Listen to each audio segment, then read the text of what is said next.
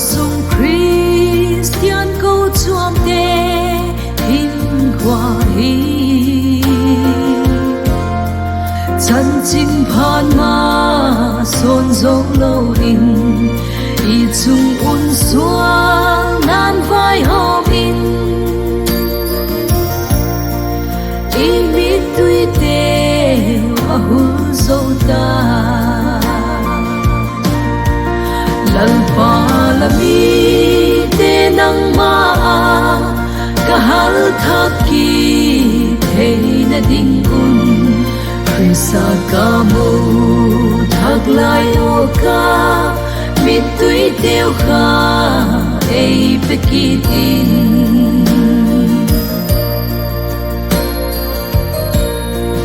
nu le pa le pi le pu te ngam thip dai pam a pau chap na mun te ho adai zo un a khul zo tai việc in mun tin in quan tin pag na o te a cho zo ta lal pa la mi te nang ma kahal thaki thei na ding un Krista ka mo thak lai o ka mi tui teo kha ei pekitin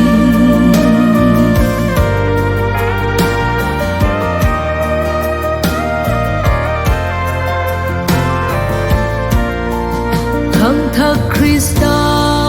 ging tu te hon la chan chin pha ngai tua loin ni sing in khovel nop na pag zu cho in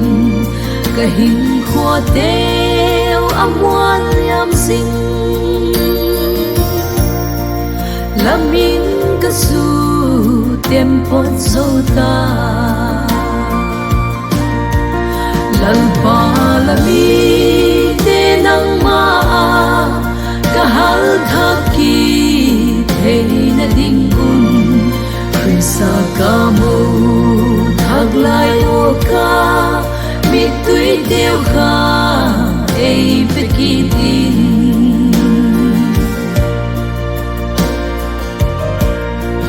câu chuông pui tu le nam pui tu te la mi te lam di ka pui zo lo in ka khúc teo hi a zoi zo ta malai Israel pui tu pathia nang in ka ma ei hun pui in lal pa la mi te nang ma kahal thaki thei na ding un Krista ka mo